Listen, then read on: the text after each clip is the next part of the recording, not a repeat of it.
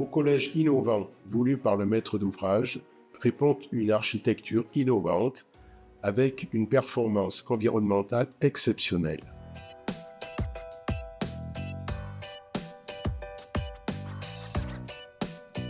Nous avons conçu le collège de Betancourt comme un véritable outil pédagogique. Le département du Doubs, les ingénieurs et les architectes ont conçu des bâtiments et des espaces extérieurs permettant d'enseigner autrement.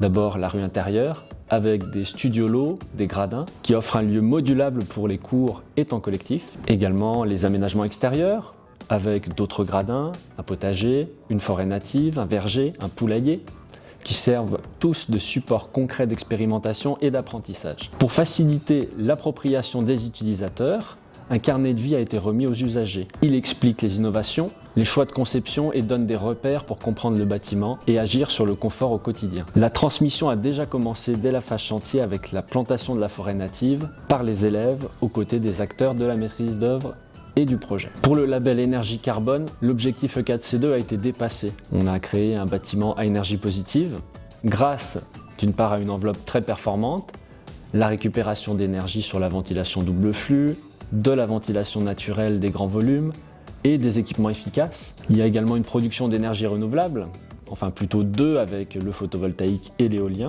qui est annoncée pour être équivalente à la consommation d'à peu près 80 logements. L'approche carbone, donc qui est la partie C2, repose sur la logique de frugalité des matériaux à faible empreinte environnementale, donc les matériaux biosourcés, le géosourcé, les matériaux locaux et recyclés, donc je citerai la paille, le chanvre, le liège, la terre crue issue du site, les peintures recyclées, le fil de pêche recyclé également pour fabriquer des moquettes et le bois scolité. L'ensemble de toutes ces caractéristiques a permis d'atteindre le niveau carbone 2, moins 25%, ce qui est comparable à une exigence RE 2020 horizon 2031 pour un bâtiment qui a été conçu en 2018. La valorisation des matériaux et savoir-faire locaux traduit une conception de bon sens. La structure bois, l'isolation paille, les briques et enduits de terre crue sont des techniques et matériaux ancestraux.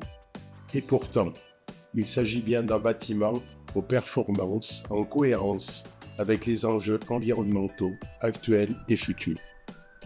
Ces matériaux offrent une enveloppe thermique très performante, avec un confort durable, dans une ambiance saine pour les utilisateurs. Après un an d'exploitation, la phase d'appropriation se poursuit encore. Les retours des usagers nourrissent les réglages visant le confort et la baisse des consommations. N'oublions pas que le caractère innovant du bâtiment implique une démarche itérative qui est plus chronophage qu'un bâtiment classique et qui nécessite un accompagnement pour faire évoluer certaines habitudes d'usage. Par exemple, le challenge cette année, c'était le réglage de la ventilation à double flux, donc pour obtenir un bon confort d'été, des consommations énergétiques raisonnées, une bonne qualité d'air, et tout ça avec l'expérience utilisateur. Le principe reste bien de proposer des bâtiments qui soient innovants par l'excellence des performances environnementales et énergétiques, pour le bien-être des utilisateurs et le développement de la biodiversité. Le retour d'expérience constitue la base de l'innovation et de son développement. Cette stratégie nous permet